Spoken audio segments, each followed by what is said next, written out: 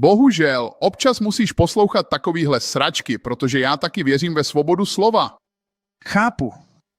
Alex Pereira si stěžoval na Herba Deane a na ty rány do zátylku, rány do zadní části hlavy. Je to složitý, ale pokaždý, když Ciryl Gane zápasí, tak se tam objeví nelegální údery a fauly. Myslíš, že by si na to měl rozhodčí v příštím zápase dát pozor a hned ho potrestat, pokud něco udělá? Já si myslím, že pokaždý, když kdokoliv zápasí, by měl rozhodčí sledovat všechno, co se děje. A to říkám pořád a zopakuju to. Dokonalej rozhodčí neexistuje nikde. Může to být v zápase NBA, může to být v zápase NFL, určitě v některých zápasech. Tam to nikdy nebude dokonalý. Ty. Je v tom něco s Cyrylem, nebo je to prostě chaotický sport a patří to k tomu? No, já si taky myslím, že když se na ten zápas podíváš, tak je nepopiratelný, že dostal pár ran do zadní části hlavy. Ale v zápalu boje, víš co, když se to mele a ty kluci se tam motaj a snaží se z toho dostat, tak k některým faulům prostě dojde. A možná měl Dean říct, hele, bacha na ten zátylek, nebo ho prostě varovat, nebo tak něco. Víš co, já nevím.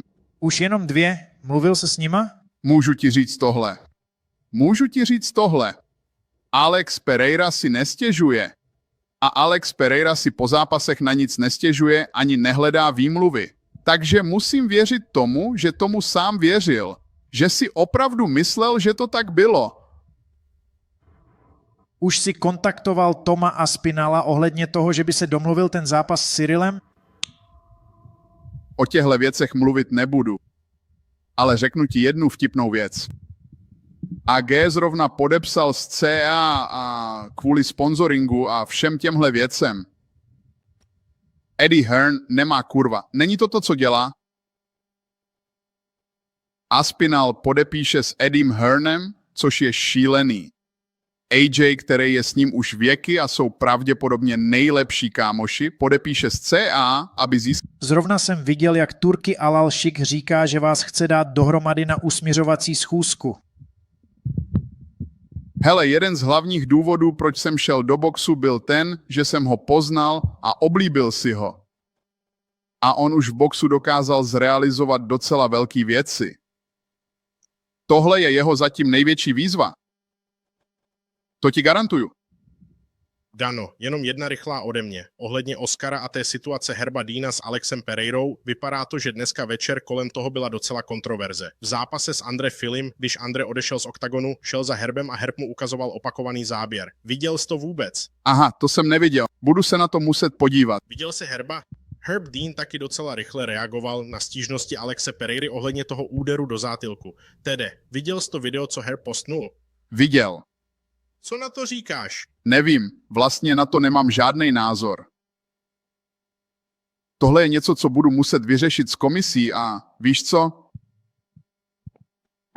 Není to moje parketa. Hele, jak jsem řekl, mluvil jsem o tom. Co ti můžu říct je, že Alex Pereira není žádnej fňukal chlape. Tenhle chlap si nikdy na nic nestěžuje. Fakt. Takže pokud to bere takhle vážně, tak ho to štve a věří, že je to pravda. Dáne, vím, že teď bude chvíli pauza bez akcí tady v Apexu. Slyšel jsem, že se bude pokračovat v rekonstrukci. Můžeš nám říct, co můžeme od těch změn čekat? Pecka. Chci říct, až to bude hotový, tak to tady bude vypadat úžasně. Takže až vejdeš do Apexu tam dole, tak to všechno zmizí. Nahoře bude další skybox. A jo, tohle bude prozatím poslední rekonstrukce. Bude to vypadat skvěle, až to bude hotový. A mnohem víc míst k sezení. Bude tam mnohem víc míst. Ty... Máš představu, jaký bude celkový počet míst, který budete moct prodat? Jo. Půjde to přes 1000 live? Jo, to rozhodně. Tak vidíte, Dane? Tak jo, bude to 1000. Jo. Ohledně toho zápasu na Freedom 250, něco, co všem vyrazilo dech a já nevěděl, jestli to bude tak dobrý, byla ta kapela námořní pěchoty. Myslím, že se tak jmenovali, co hráli při nástupech zápasníků. Slyšel jsi je vůbec? X? Mně přišlo, že o nich mluvil úplně každej. A já si jen říkal, že jsme možná během zápasu nezmínili, jak moc dobrý byli. Věděl jsi, jak moc dobrý budou a jak moc ti ten večer udělali radost? Jo. Zjistil jsem to jen pár dní předtím. Já doslova. Zrovna jsem se chystal o tom něco postnout. Chtěl jsem to udělat dřív, ale nakonec jsme tu měli moc práce a jo, byli úžasní. Takže my jsme je vždycky využívali při přípravách, ale nevěděli jsme, jak moc jsou dobrý, až když jsme tam dorazili a začali zkoušet. A pak Borsary řekl, ty bláho, počkej, až uslyšíš tuhle kapelu. A pak, když mě zavolali, tak ji nechali zahrát Thunderstruck, víš co?